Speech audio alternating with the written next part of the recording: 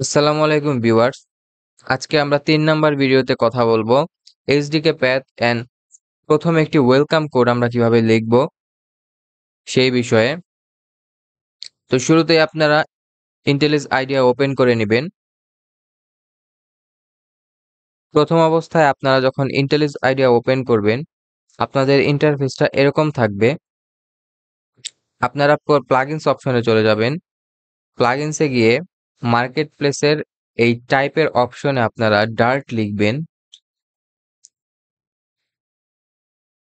Dirt লিখার পর এখানে ডার্টের প্লাগইনটা চলে আসবে।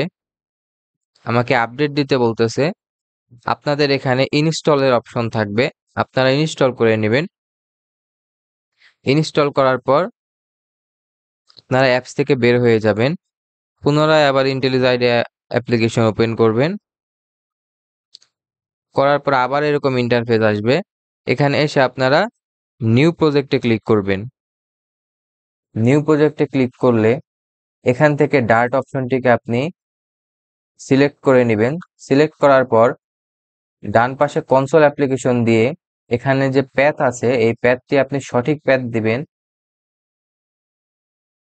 আপনি যদি উইন্ডোজ ব্যবহারকারী হয়ে থাকেন তাহলে আপনাকে এসডিকে প্যাথ খোঁজার জন্য লোকাল ডিস্কে চলে যেতে হবে। লোকাল ডিস্কে আসার পর প্রোগ্রাম ফাইলস থেকে ডার্ট নামের ফাইলটি খুঁজতে হবে। এই যে ডার্ট নামের ফাইল, এই ফাইলে চলে যাবেন। যাওয়ার পরে এই যে ডার্ট এসডিকে লেখা এখানে ক্লিক করবেন। করার পরে উপরের দিকে দেখতে পাচ্ছেন অপশনটা, এখানে এসে মাউসের লেফট বাটন ক্লিক করবেন। এই প্যাথটাকে আপনি কন্ট্রোল সি চেপে কপি করে নেবেন। কপি করার পরে আপনি আবার পুনরায় ব্যাক করবেন। যাওয়ার পরে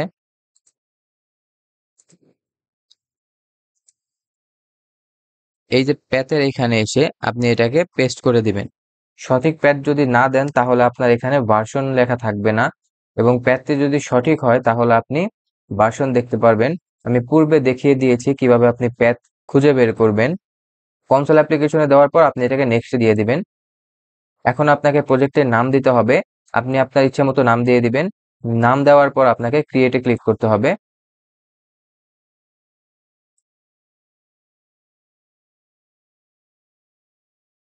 তারপর ইন্টেলিজ আইডিয়া আমাদেরকে এরকম একটা ইন্টারফেস দেখাবে।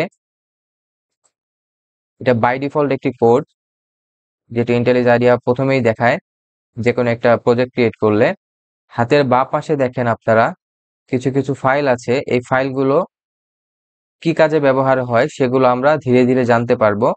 তো আজকে আমাদের যেই ফাইলটি নিয়ে কাজ করব সেই ফাইলটি হচ্ছে এই বিন ফোল্ডারের মধ্যে দেখেন আনটাইটেলড নামে একটি ফাইল আছে, যেটা আমরা নেম লিখেছিলাম কিছুক্ষণ আগে, আনটাইটেল 2.dart। এই ডট ডাট হলো এটার এক্সটেনশন। প্রত্যেকটা ফাইল যখন আপনি লিখবেন বা নতুন ফাইল ক্রিয়েট করবেন তখন আপনাকে ফাইলের নামের পরে ডট ডাট একটা এক্সটেনশন দিতে হবে।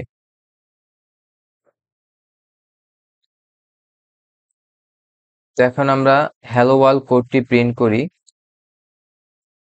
এগুলোকে আপনি সিলেক্ট করে রিমুভ করে দিবেন ব্যাকস্পেস চেপে।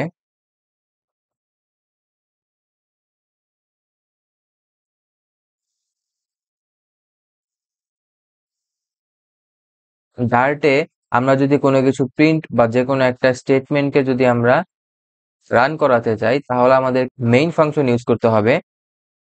ভয়েডটা হলো এটা কোনো কিছু রিটার্ন করে না এরকম বোঝায়। দেন আস্তে আস্তে সবকিছু জানতে পারবেন। মেইন ফাংশনের পরে আমাদেরকে ফার্স্ট ব্র্যাকেট এবং আমরা যে স্টেটমেন্ট লিখবো সেটা সেকেন্ড ব্র্যাকেটের মধ্যে লিখতে হয়। এখন কথা হচ্ছে প্রোগ্রামিং এর ভাষায় এই ফার্স্ট ব্র্যাকেটকে প্যারেনথেসিস বলে এবং সেকেন্ড ব্র্যাকেটকে কার্লি ব্রেসেস বলে।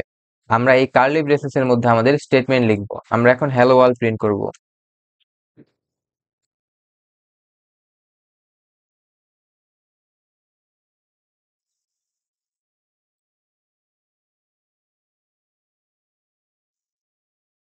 প্রিন্ট মূলত একটা ফাংশন। প্রিন্টের পরে আমাদেরকে এভাবে প্যারেনথেসিস দিতে হবে এবং প্যারেনথেসিসের ভিতরে আমাদের স্টেটমেন্টটাকে লিখতে হবে। আমরা যেটা প্রিন্ট করব সেটা এই প্যারেনথেসিসের মধ্যে লিখতে হবে। আমাদের প্রিন্ট করার ভ্যালুটা যদি স্ট্রিং ভ্যালু হয় তাহলে সেই ভ্যালুটি সিঙ্গেল কোটেশন অথবা ডাবল কোটেশনের ভিতরে লিখতে হয়। ভ্যালুটা যদি ইন্টিজার হয় তাহলে সেটা কোটেশন ছাড়াই লিখতে হয়। আপনারা যদি ইন্টিজার ভ্যালু প্রিন্ট করাতে চান তাহলে সিম্পলি এভাবে কোটেশন ছাড়াই লিখে দিবেন। হাতের ডান পাশে উপরের দিকে দেখেন রান বাটন আছে, এই রান বাটনে ক্লিক করলে আমাদের কোডটা এক্সিকিউশন হয়ে যাবে। এই যে আমাদের হ্যালো ওয়ার্ল্ড প্রিন্ট হয়ে গেল। ধন্যবাদ সবাইকে সময় দিয়ে পাশে থাকার জন্য।